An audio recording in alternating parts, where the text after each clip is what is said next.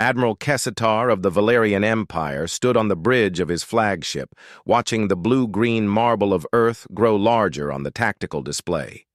The third planet from this unremarkable yellow star had been marked for harvesting 3 cycles ago. Its inhabitants, these humans, had been classified as a Class 7 species, barely capable of interstellar travel, no significant military technology, and completely unaware of the greater galactic community. The classification had been wrong.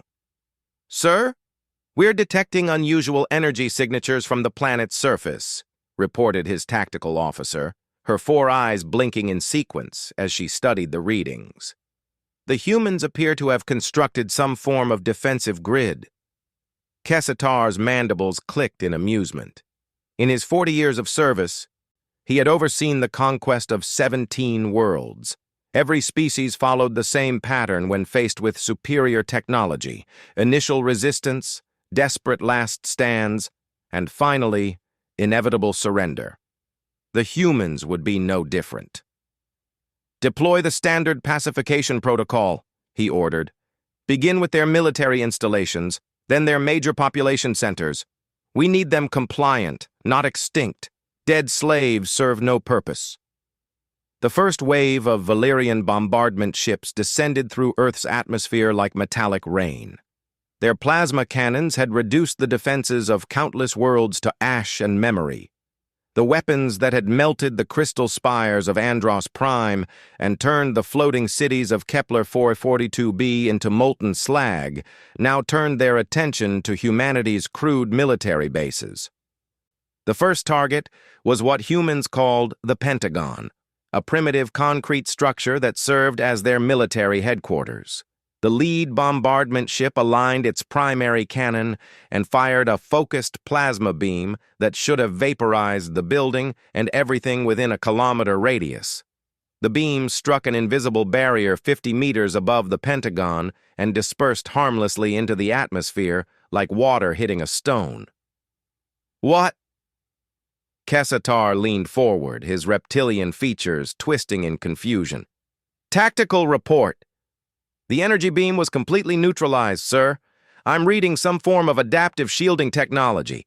The barrier appears to have analyzed our weapon's frequency and created a perfect counter-resonance."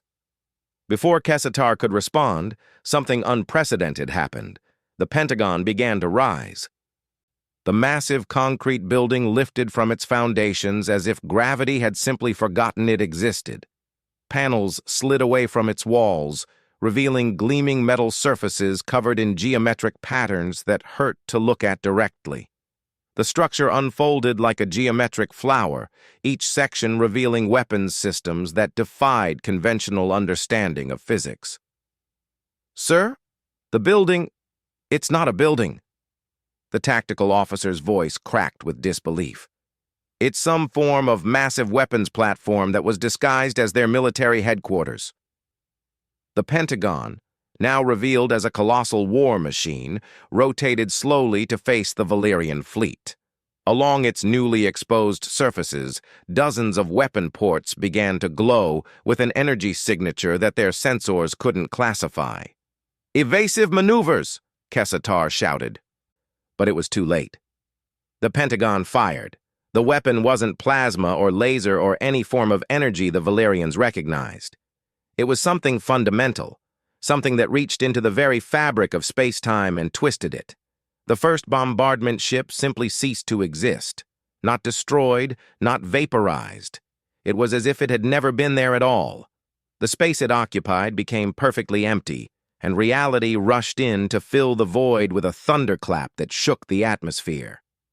What in the name of the eternal void was that? Kessitar's voice rose to a shriek. Across Earth's surface, more structures began to transform. The statue in New York Harbor revealed itself as a massive sensor array, its torch becoming a beacon that cut through Valerian cloaking technology like a blade through mist. The Great Wall of China uncoiled from the landscape, sections rising on anti-gravity pylons to form an orbital defense grid that materialized around the planet faster than the Valerian sensors could track. In Moscow, The Kremlin's walls folded away to reveal a crystalline structure that pulsed with temporal energy. In London, Big Ben's clock face opened like an eye, and from its depths emerged swarms of fighter craft that moved with impossible precision. Across every continent, what the Valerians had dismissed as primitive human architecture revealed itself as camouflaged military installations of staggering sophistication. "How is this possible?" Kessatar demanded. "Our intelligence reported no advanced technology. Our scouts confirmed they barely had chemical rockets." His intelligence officer, a pale humanoid with enormous black eyes, consulted his data screens with shaking hands. "Sir, I'm reviewing our reconnaissance reports. The humans, they knew we were watching. Every piece of technology we observed was deliberately primitive. They've been hiding their true capabilities for decades." Above Earth, more surprises awaited the Valerian fleet. What had appeared to be space debris and defunct satellites began to move with purpose. Hundreds of objects that had been dismissed as cosmic junk revealed themselves as automated defense platforms. The humans had seeded their orbital space with weapons that had been hiding in plain sight, disguised as the detritus of their supposed technological infancy. "Incoming transmission from the human planet," the communications officer reported. "Put it through," Kessatar ordered, his voice hollow with dawning realization. The main screen flickered to life, revealing a human male in what appeared to be a military uniform. He was unremarkable by Valerian standards. Small, soft-looking, with only 2 eyes and no visible natural weapons. But when he spoke, his voice carried an authority that made Kessatar's scales ripple with involuntary fear. "I am General Harrison of United Earth Defense Command. You have exactly 30 seconds to begin withdrawing from our system before we demonstrate why the galaxy should have left us alone." Kessatar's mandibles clicked rapidly, a sign of extreme agitation among his species. "Your threats are meaningless, human. We have conquered 17 worlds. Our technology is superior to anything your primitive—" 20 seconds, the general interrupted calmly. "Around Earth." More ships materialized as if stepping out of empty space itself. They weren't emerging from hyperspace or any known form of faster-than-light travel. They were simply not there one moment and present the next, as if they had been existing in a parallel dimension and chosen this moment to rejoin reality. The ships themselves defied everything the Valerians knew about spacecraft design. They had no visible engines, no weapon ports, no communication arrays. They were perfect black spheres that seemed to absorb light itself, creating holes in the star field where they moved. 10 seconds, General Harrison continued, and now there was something in his voice that made even Kessatar's battle-hardened crew step back from their stations. "Sir, recommend immediate withdrawal," his tactical officer whispered urgently. "I'm reading energy signatures from those ships that are— Sir, they're off the scale. Our sensors can't even classify the type of power they're using." Kessatar's pride warred with his survival instincts. The Valerian Empire had built its reputation on overwhelming force and technological superiority. To retreat from a single world, especially one inhabited by what they had believed to be primitives, would be a humiliation that could shake the foundation of their civilization. But as he watched more of the black spheres materialize around Earth, as he saw the impossible transformations happening on the planet's surface, as he realized that humanity had somehow hidden technology that made Valerian science look like stone tools, his survival instincts won. "Time!" General Harrison announced. The black spheres moved. They didn't accelerate. Acceleration implied a gradual increase in speed that could be tracked and predicted. These ships simply changed their position from one point in space to another instantaneously, as if the concept of distance was merely a suggestion they could choose to ignore. In less than a heartbeat, one of the spheres appeared directly beside the Valerian flagship. Kessatar had a moment to appreciate its perfect smoothness, the way it seemed to bend light around its edges, the complete absence of any technological features that he could recognize or understand. Then it spoke to them, not through radio or any communication system, but directly into their minds. Every member of the Valyrian crew heard the voice simultaneously, speaking in their own language, resonating through their consciousness with the weight of absolute certainty. You came to our world believing us weak. You brought weapons meant to enslave us. You threatened our families, our children, our future.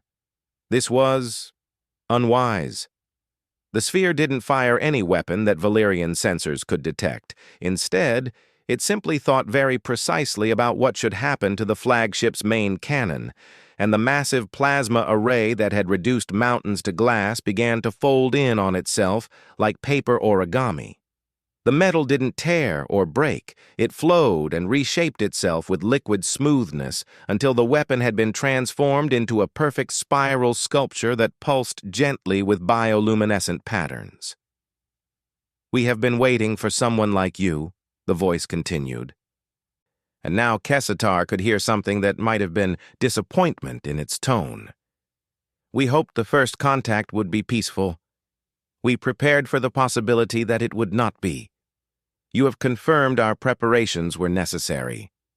Across the fleet, similar transformations began occurring. Weapons systems became art installations. Engine arrays rearranged themselves into geometric patterns that somehow still provided propulsion, but now sang with harmonious frequencies that induced overwhelming feelings of remorse in anyone who heard them. Shield generators were restructured into meditation gardens that existed in impossible spaces within the ship's hulls.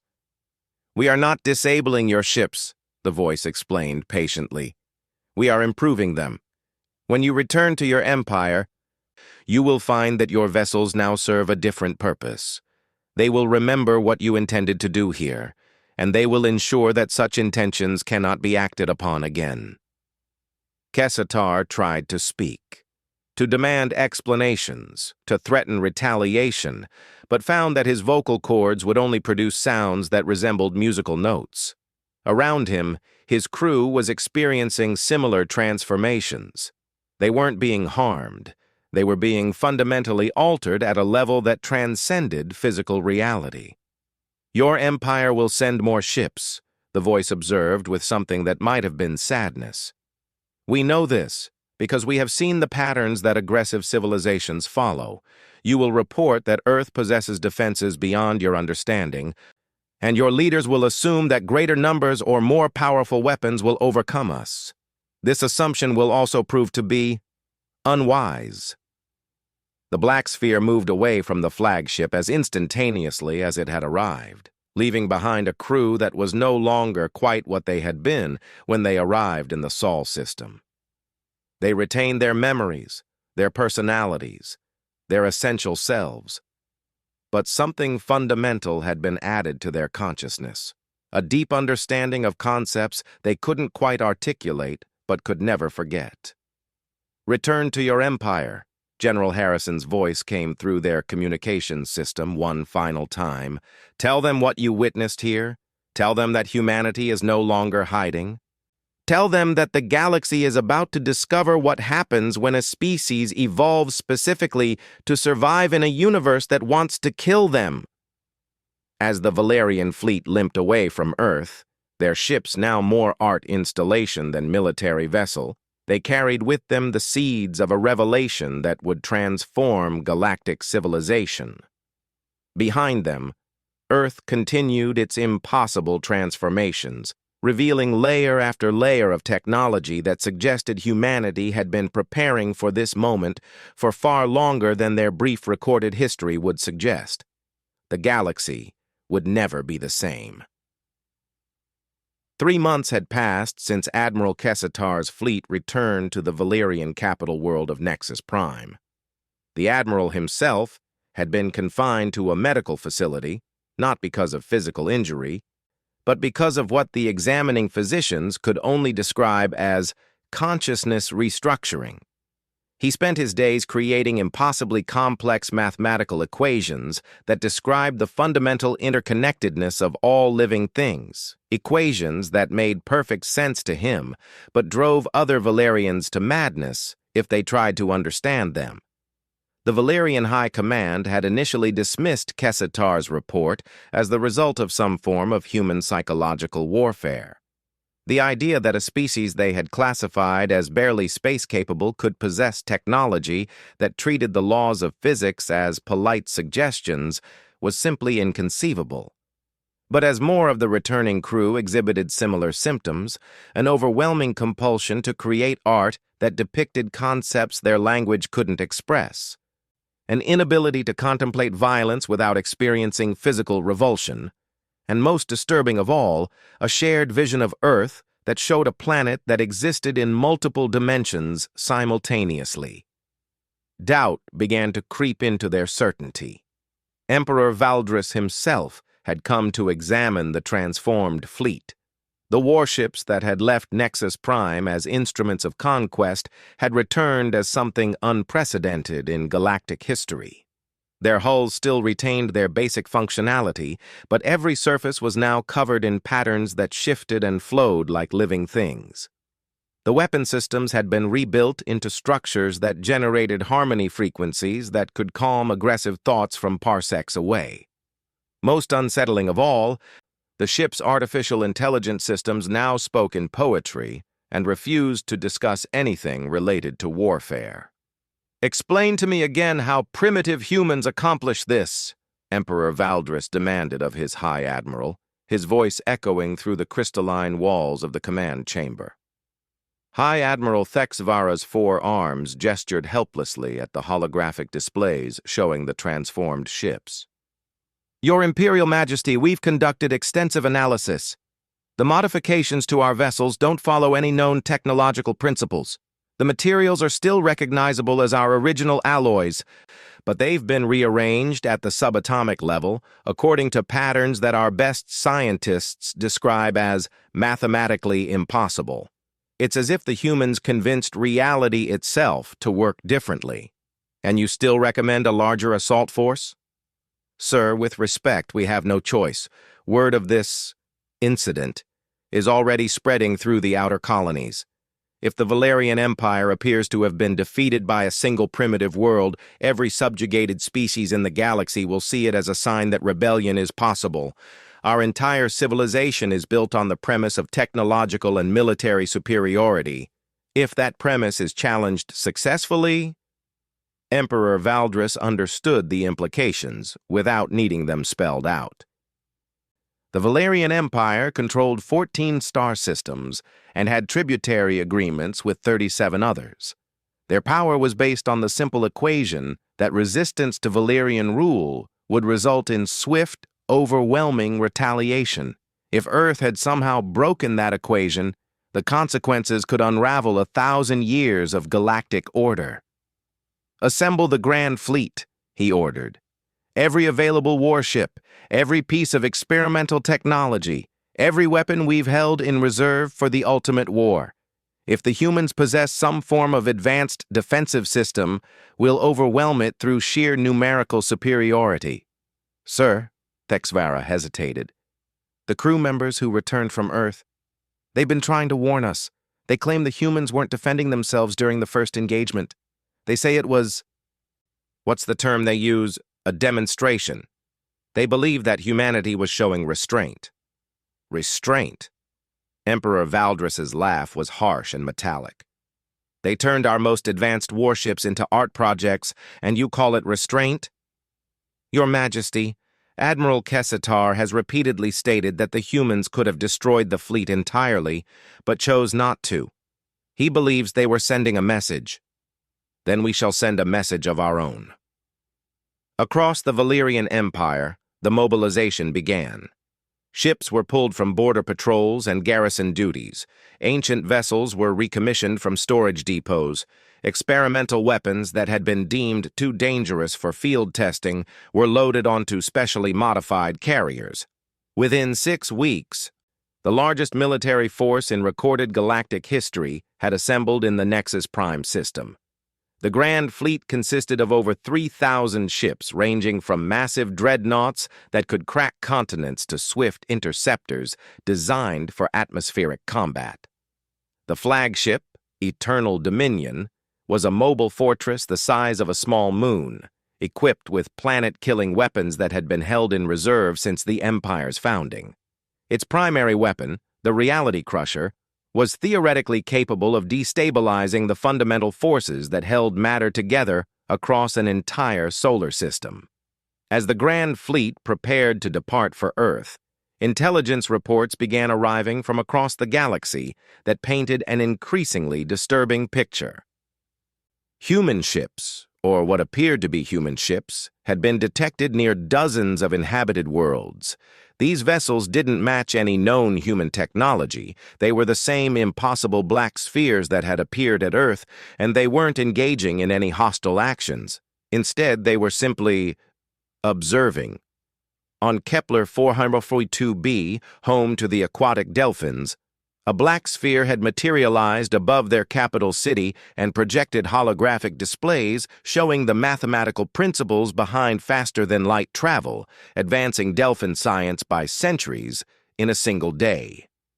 On Andros Prime, the crystalline Androsians reported that a similar sphere had somehow healed the environmental damage caused by previous Valyrian strip mining operations, restoring their world's ecology to pre-industrial conditions.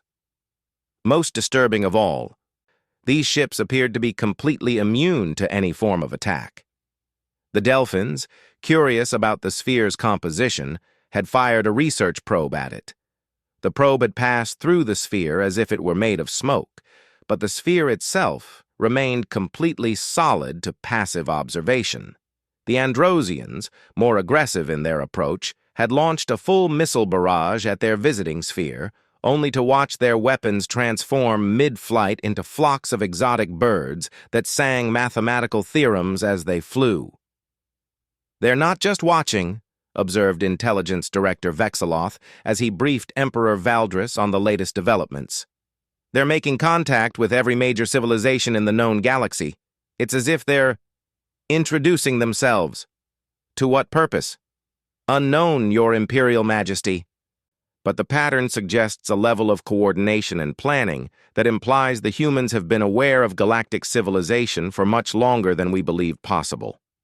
These aren't the actions of a species that just discovered they weren't alone in the universe. This is the behavior of a civilization that has been preparing for galactic contact for generations.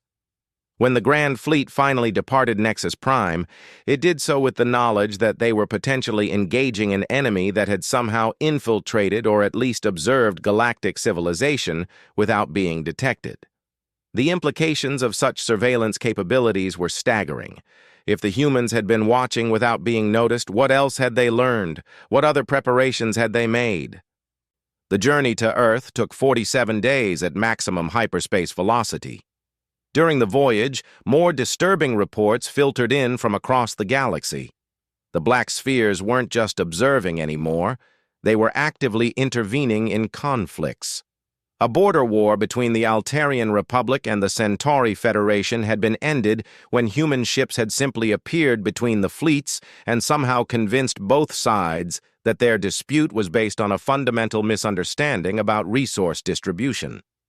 The Zephyrian hive mind, one of the most aggressive, expansion-focused civilizations in the galaxy, had ceased all military operations and begun broadcasting complex musical compositions that their xenobiologists claimed were actually mathematical proofs demonstrating the sustainability of cooperative rather than competitive resource utilization. When contacted for explanation, the Zephyrian Queen had simply stated that the humans had shown them a better way to think. By the time the Grand Fleet reached Earth's solar system, reports had arrived indicating that 37 major galactic civilizations had been contacted by human vessels, and in every case, the contact had resulted in fundamental changes to how those civilizations viewed warfare, resource distribution, and interspecies cooperation. Earth itself appeared unchanged from the first encounter. The planet hung in space like a blue-green jewel. showing no obvious signs of massive defensive installations or hidden weapons systems. Long-range scans revealed the same energy signatures that had detected during the first engagement: planet-wide defensive grids, orbital weapons platforms disguised as debris, and the underlying technological infrastructure that had been hidden beneath apparently primitive architecture. "All ships maintain maximum alert status," Emperor Valdris commanded from the bridge of the Eternal Dominion. "Begin scanning for human vessels." The response came immediately from multiple sensor stations simultaneously.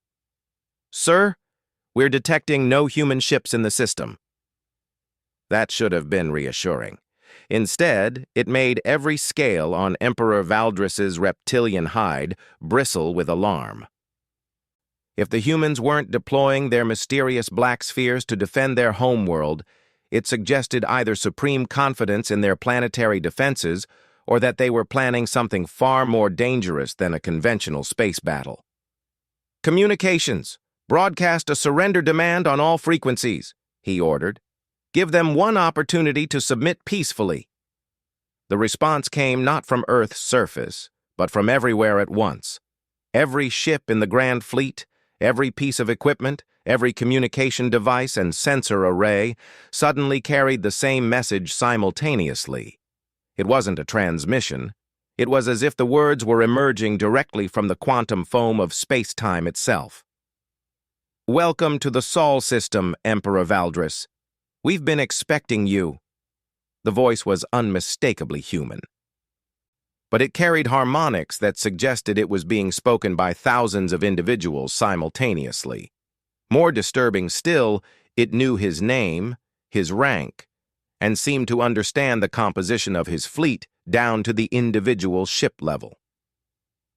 "We observe that you have brought significantly more vessels this time," the voice continued conversationally. "We calculate that this represents approximately 63% of your empire's total military capacity. This suggests that you view Earth as an existential threat to Valerian civilization. This assessment is correct." Emperor Valdris tried to respond, but found that his voice emerged as a complex musical chord rather than words. Around him, his bridge crew was experiencing the same phenomenon. They could think clearly. They could understand each other through gesture and expression. But any attempt at verbal communication resulted in harmonious music rather than language. "We apologize for the communication modification," the voice explained. "We've found that aggressive species often use verbal commands to coordinate violence. The musical expression of your thoughts will prevent misunderstandings while we discuss your situation." Across the vast expanse of the Grand Fleet, a similar transformation was occurring. 3,000 warships found themselves unable to execute hostile commands, not because their weapon systems had been disabled, but because their crews could no longer issue the necessary orders. Every attempted command to arm weapons or target human installations emerged as song, and the ship's artificial intelligence systems responded only to musical compositions that expressed peaceful intent. "Your species operates under the assumption that superior technology and numerical advantage ensure victory," the voice continued. "This assumption has served you well against civilizations that think in similar terms. However, you are now encountering a species that approaches conflict from a fundamentally different perspective."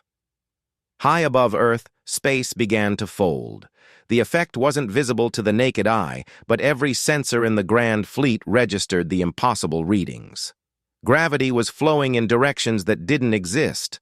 Light was traveling along pathways that connected points that should have been separated by millions of kilometers. Time itself was moving at different rates in different locations, creating pockets where cause and effect operated according to rules that no known physics could explain. "We don't seek to defeat your fleet," the voice explained patiently. "Defeat implies that we view you as enemies to be overcome. Instead, we prefer to think of this as an educational opportunity." The folding space began to affect the Grand Fleet in ways that defied both logic and terror. ships found themselves in multiple locations simultaneously.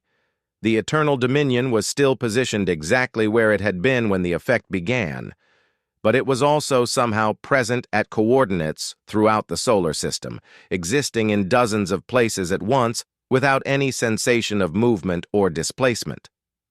Each of your vessels is now experiencing what we call simultaneous positioning, the voice continued.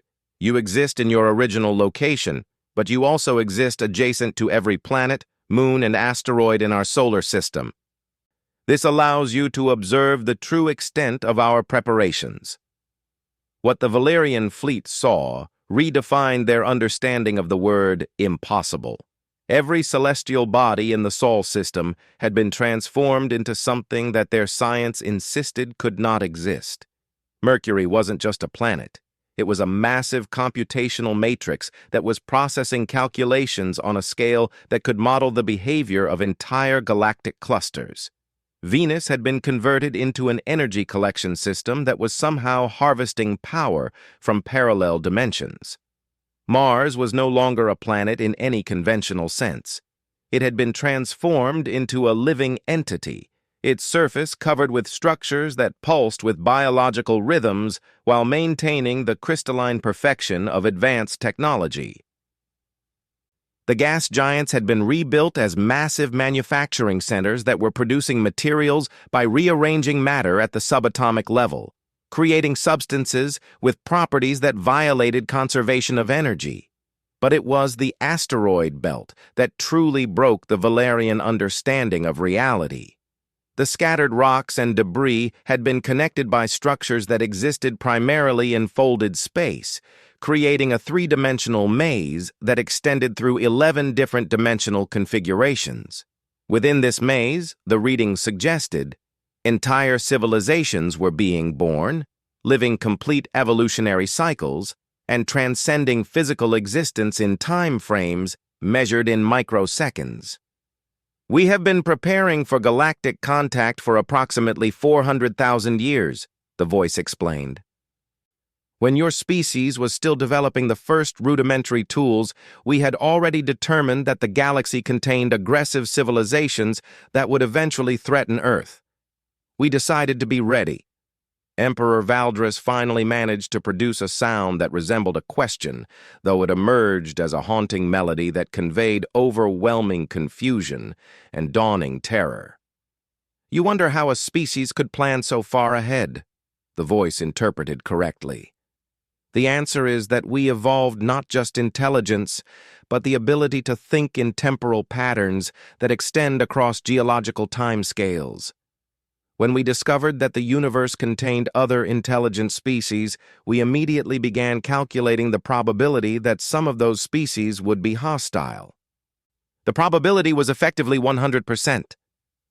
The Valerian Emperor's mind struggled to process the implications. 400,000 years of preparation. That meant humanity had been planning for this encounter since before the Valerian Empire had existed, since before Valdris's species had developed spaceflight, since before most of the known galactic civilizations had evolved beyond primitive tool use. We have observed the development of every major civilization in this galaxy, the voice continued. We have watched your species grow from tribal hunters to interstellar conquerors. We have seen the patterns that aggressive civilizations follow, the mistakes they make, the weaknesses they develop. We have been designing solutions to the problems your civilization would pose since before your ancestors knew that stars were more than points of light in the night sky. Across the Grand Fleet, a new transformation began. The ships weren't being destroyed or disabled. They were being invited to understand. Each vessel began receiving data streams that contained the complete history of human preparation for galactic contact. The information wasn't transmitted through any technological medium. It was somehow written directly into the crew members' consciousness, becoming part of their memories as if they had always known it. They saw Earth as it had been 400,000 years ago, when early humans had first achieved the cognitive breakthrough that allowed long-term planning. They witnessed the gradual realization that the galaxy was full of life, and the careful analysis that determined most of that life would eventually become a threat. They observed the incredibly patient process by which humanity had developed technologies that could reshape reality itself, all while maintaining the appearance of a primitive species that posed no threat to anyone. The structures you see around you represent only a fraction of our true capabilities, the voice explained as the data transfer continued. We have been very careful to reveal only as much as necessary to demonstrate that violent approaches to human contact are inadvisable. The majority of our defensive systems remain hidden, as they have been for millennia.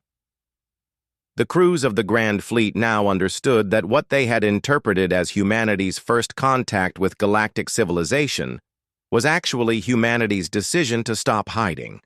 The primitive spacecraft and chemical rockets that Valerian scouts had observed were real, but they were maintained specifically for the benefit of alien observers. Meanwhile, humanity had been secretly developing technology that treated the fundamental forces of the universe as engineering materials. "Your empire will not be destroyed," the voice assured them, and now there was genuine warmth in its tone. "Destruction is wasteful, and waste is inefficient. Instead, your civilization will be improved. We have developed modifications that will allow Valerian society to function more effectively while eliminating the aggressive tendencies that led to this unfortunate misunderstanding." The Grand Fleet began to change. Like the first Valerian vessels that had encountered humanity, the ships were being restructured at the subatomic level.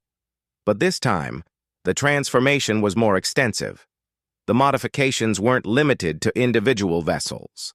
They were being implemented across the entire fleet simultaneously, creating a connected network of ships that could think and act as a unified entity while maintaining individual crew consciousness. Emperor Valdris felt the change beginning in his own body. Not pain, the process was remarkably gentle, but a fundamental shift in how his mind processed information about other species.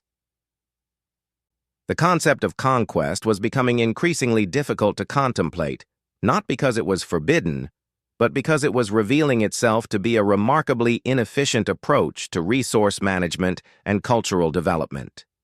"When you return to your empire," the voice explained, "you will find that your people have developed new interests: art, philosophy, cooperative engineering projects with other species, mathematical exploration of beauty itself. These interests will seem more compelling than military expansion, not because we have brainwashed you, but because we have removed the psychological barriers that prevented you from recognizing these activities as more fulfilling than conquest." The transformation of the Grand Fleet completed itself in less than an hour. 3,000 warships had been converted into something unprecedented in galactic history, a fleet dedicated to exploration, cultural exchange, and the development of technologies that enhanced life rather than destroying it. The weapons systems hadn't been removed.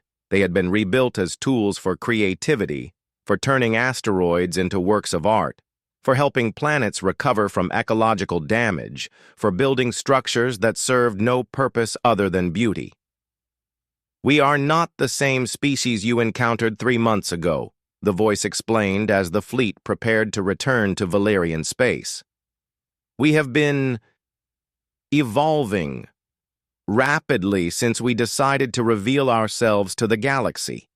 The humanity you met during your first visit was still constrained by our need to maintain the illusion of primitiveness. The humanity you encounter today is closer to our true nature." As the Grand Fleet departed the Sol system, each ship carried with it a complete understanding of what had occurred. They knew that they were returning to an empire that would soon undergo the same transformation they had experienced. They knew that the modifications to their consciousness were irreversible, not because they were compelled to accept them, but because they now understood that the changes were improvements rather than restrictions. Behind them, Earth continued its impossible transformations, revealing new layers of technology and capability with each passing day.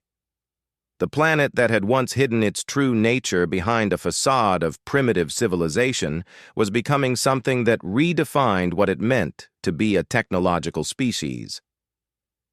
The galaxy was learning that humanity's greatest weapon wasn't any device or system they had built. It was their ability to think on timescales that allowed for perfect patience, and their willingness to plan not just for victory, but for the transformation of their enemies into something better than what they had been before.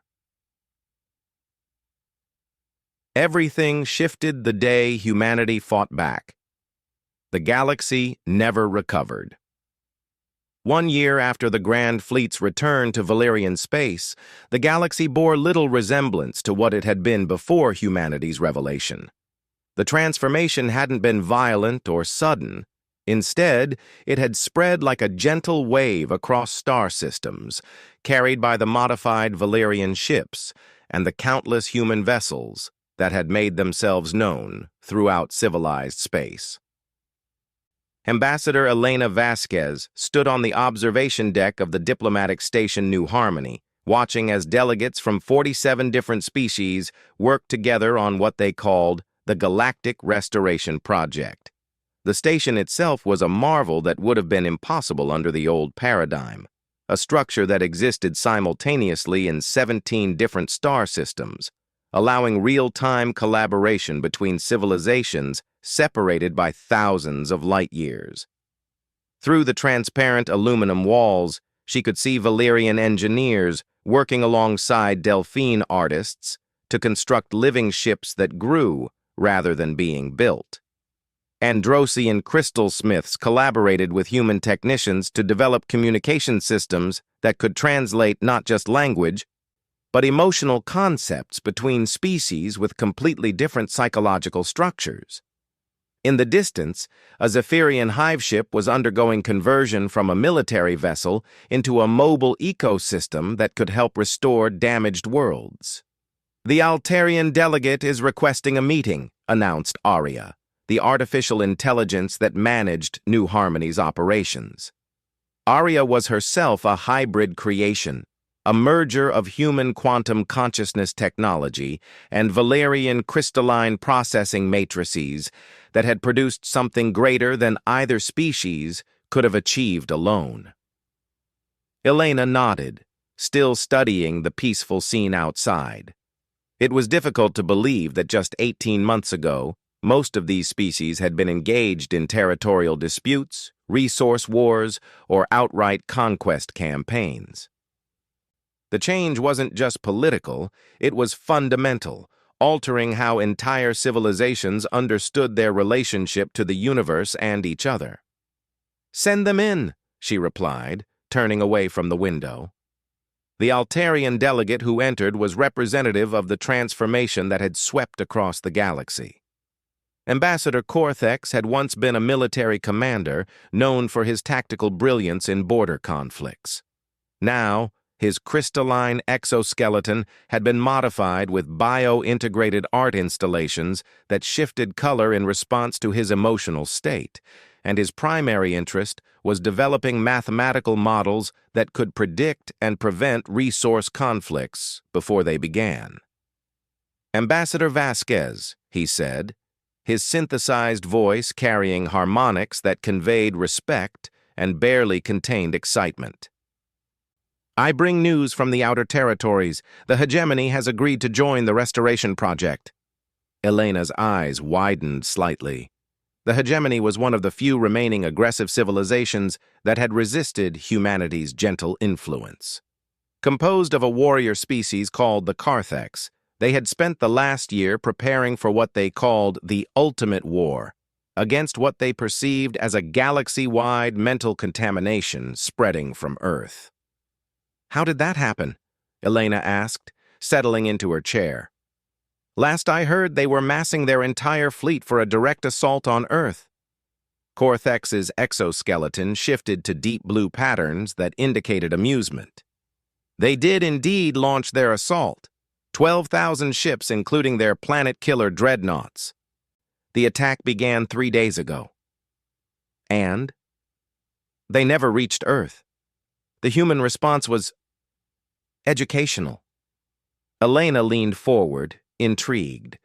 She had seen reports of previous human interventions, but each one seemed to involve increasingly creative solutions to the problem of aggressive civilizations.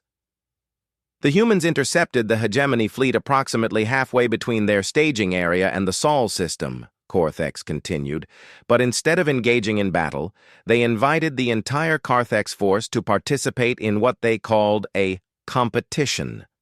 They challenged the hegemony to demonstrate their warrior prowess against opponents worthy of their skills. What kind of opponents? The heat death of the universe. Elena blinked. Excuse me? Carthex's colors shifted to patterns indicating deep satisfaction. The humans created a localized region of space-time where entropy was accelerating.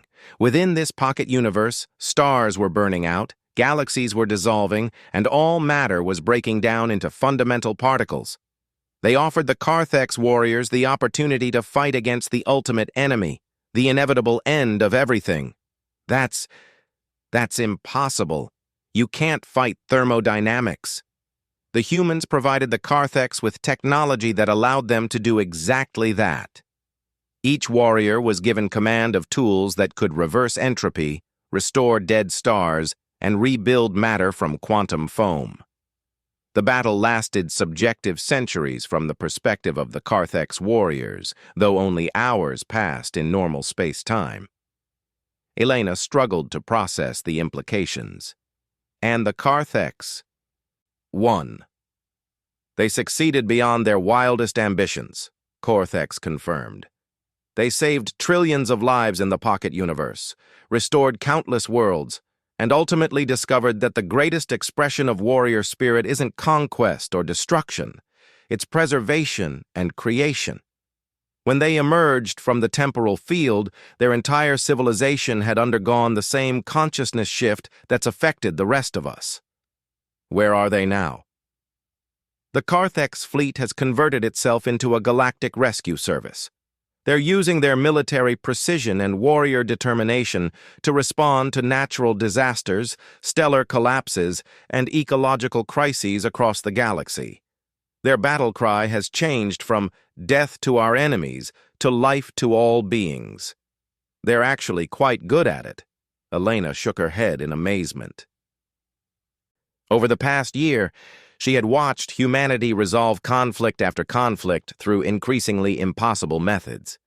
The aggressive Zephyrian hive mind had been given the opportunity to manage the development of an entire galaxy populated with civilizations that existed at accelerated time rates, allowing them to nurture millions of species through complete evolutionary cycles and discover the satisfaction of shepherding rather than consuming.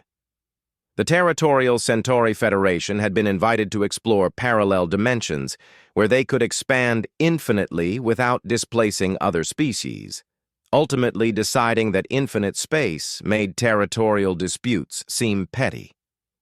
There's more, Carthex continued. The humans have announced the next phase of what they're calling the Galactic Renaissance Project, which is, they're planning to accelerate the timeline. Instead of gradually transforming galactic civilization over centuries, they want to complete the process within the next 5 years. They've invited every species to participate in something they call the Great Work. Elena felt a familiar mixture of anticipation and trepidation that seemed to accompany all major human announcements these days. What exactly is the Great Work? The construction of a galaxy-spanning consciousness network that will allow every sentient being to share knowledge, experience, and understanding instantaneously across any distance. They claim it will eliminate misunderstanding, prevent conflicts before they can develop, and allow civilizations to collaborate on projects that span multiple star systems. That sounds like it would fundamentally alter what it means to be an individual consciousness. According to the humans, individual identity would be preserved and enhanced, not diminished. They describe it as the difference between being a single musician and being part of a galactic orchestra. Each consciousness would remain unique while contributing to something far greater than the sum of its parts. Elena considered the implications. Humanity's track record over the past year suggested that their proposals, however impossible they seemed initially, had a tendency to work exactly as advertised. The question wasn't whether the great work was achievable. If humans said it was possible, it probably was. The question was whether the galaxy was ready for such a fundamental transformation of consciousness itself. "What's the timeline?" she asked. "Construction begins in 6 months. They're requesting volunteers from every species to serve as nodes in the initial network framework. The humans will provide the technology. The volunteers will provide the diverse perspectives necessary to ensure the network serves all forms of consciousness, not just human thought patterns. And if someone chooses not to participate?" Korthex's colors shifted to warm gold patterns that indicated deep approval. "That's perhaps the most remarkable aspect of the proposal. Participation is entirely voluntary, and the humans have provided detailed plans for how non-participating civilizations can maintain their independence while still benefiting from the network's existence. They've actually designed the system to specifically protect the right of species to develop in isolation if they so choose." Elena nodded thoughtfully. This was consistent with humanity's approach throughout the galactic transformation. Despite possessing technology that could compel compliance, they had consistently chosen to offer improvements that species could accept or reject according to their own values and desires. The paradox was that the improvements were so obviously beneficial that very few civilizations had chosen to reject them. "There's something else you should know," Korthex added, his exoskeleton shifting to patterns that Elena had learned to associate with information that would challenge her assumptions about reality. "The humans have begun revealing the true scope of their preparations." "I thought we already understood that. 400,000 years of planning, technology that treats physics as engineering material, the ability to think on geological timescales." "That was apparently just the foundation level," Korthex interrupted gently. "According to their latest revelations, everything we've seen so far represents approximately 3% of their actual capabilities." Elena felt the familiar sensation of her worldview expanding beyond her ability to comfortably process it. 3%?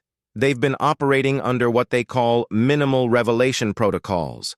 They reveal only as much of their true capabilities as necessary to accomplish their immediate goals.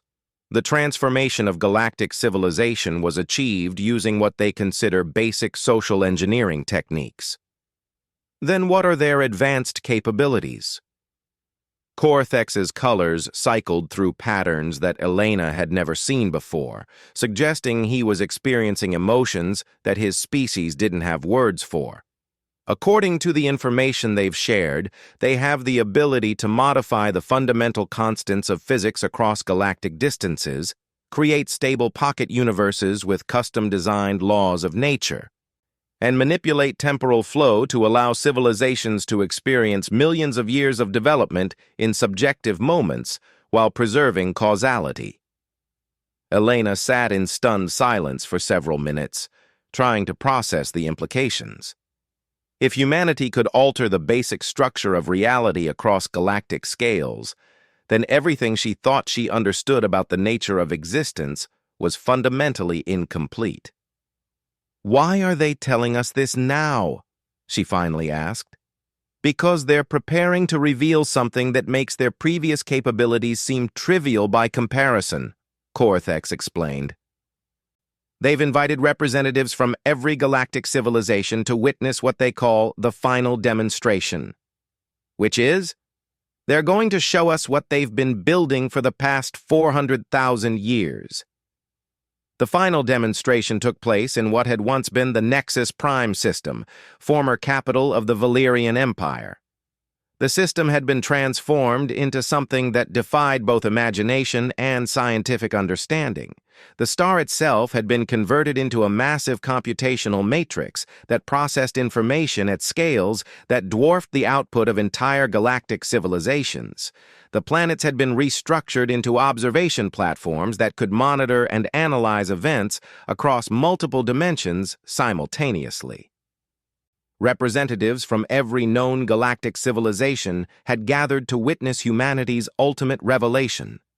Elena stood alongside delegates from species that had been mortal enemies just 2 years ago, all united by curiosity about what humanity had actually been accomplishing during their long period of apparent primitiveness.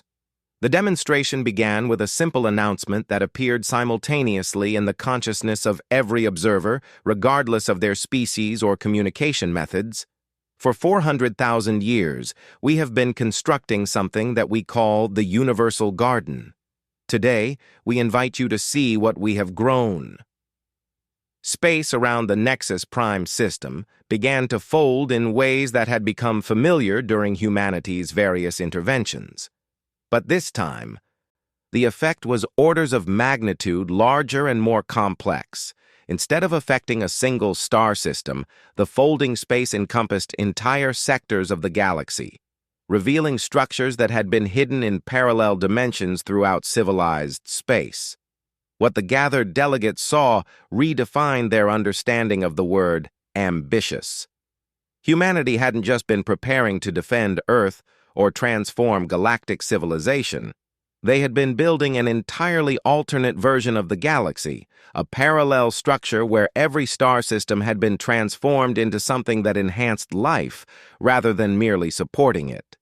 In this hidden galaxy, stars were not just nuclear furnaces providing energy. They were carefully managed consciousness, generating engines that could support forms of life based on pure thought. Planets weren't just worlds where species could evolve. They were living entities that actively guided the development of their inhabitants toward forms of existence that transcended physical limitations.